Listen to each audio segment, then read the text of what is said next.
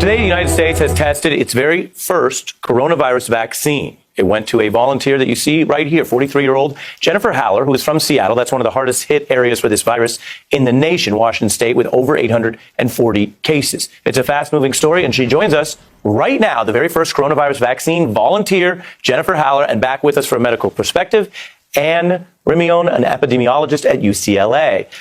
Jennifer, thank you for what you're doing. Obviously, this fits into a lot of the different ways people are participating and trying to help around the nation. And thank you for being willing to talk with us. Yeah, I'm so happy to be here. And I'm so excited to be the first person. This is crazy. Yeah, right. Crazy is one word for it. I think it's got to have a lot of different feelings for you. Very straightforward. I'd love for you to just tell us, as they say in your own words, how did this come about, and walk us through what happened today. Yeah, just a couple of weeks ago, there was a call for volunteers, and filled out a form and got a call back, and went through the phone screen, past that, went in person for a physical exam, blood draw. Everything looked good there, and here we are. I went in this morning at 8 a.m. and got the first dose. There it is. I am, we feel, all of us, I know we feel so helpless. Like, what can we do? And I am so excited that there was actually something that I could do, and I did it, and I'm doing it. And I'm so proud of myself, and so thankful for the privilege that I have that allows me to do this. I'm healthy. I have a full-time salaried job. My company is flexible. They allow me to take time off to do this. I've supported friends and family. My real concern is for the people that have hourly jobs, that lives are going to be severely impacted coming up soon. Based on what you're learning and what you're participating in, where does this process go from here? I do a daily log, temperature and any side effects that I'm feeling. I keep track of those. I, of course, call in if I have any issues. Do a phone call tomorrow, phone call the next day. I'll do weekly follow-ups, and then I'll get a second dose of the vaccine in, I think, about 4 weeks. And then I'll be followed through about 14 months through the study. And did the folks involved in this tell you about any potential risks? Obviously, this is, to put it simply, hopefully a good thing, and you're participating in it. But you can imagine some people at home wondering, oh, my gosh, everyone's nervous about all sorts of things right now. How were you walked through the risk? How do you see that? Yeah, a really important thing to understand that's really helped a lot of friends and family who were concerned is that this vaccine uses messenger RNA, so it does not use any of the virus. So at no point during the study will you be exposed to the virus. So that's awesome. Regular potential side effects from a vaccine.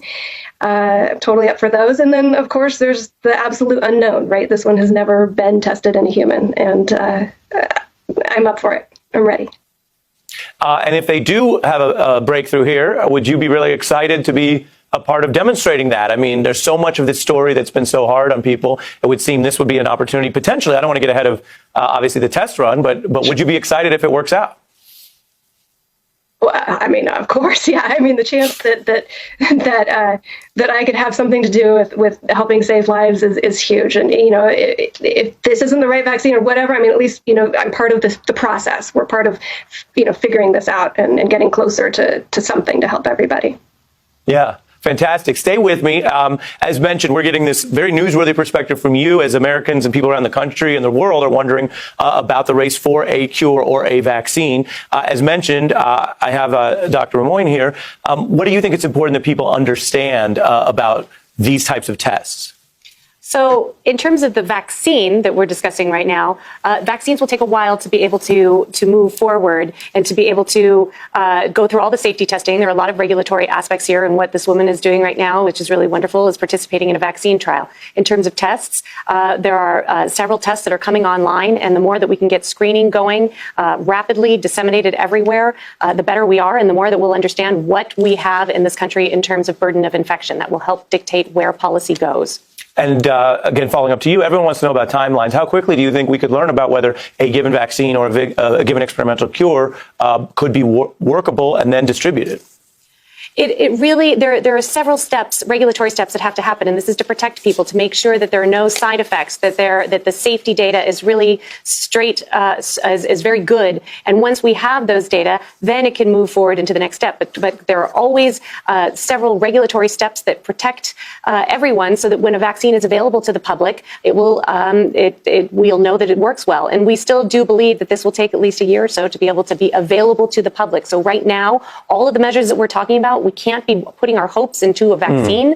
We need to be putting our energy into social distancing, to making sure that hospitals are not overloaded, and that everybody does their part to be able to slow the spread of this virus. Really great points about the difference between a panacea, hoping for this to all just be worked out, versus all the things we've been covering that people still have to do. Jennifer, final question. What do your friends and family say? What are you telling them? Some are wary about it, but no, it is amazing, the outpouring of support and love that I've received from friends and family, and I've had messages from strangers on Facebook thanking me, and it's so, I'm just so thankful that I get to be part of this.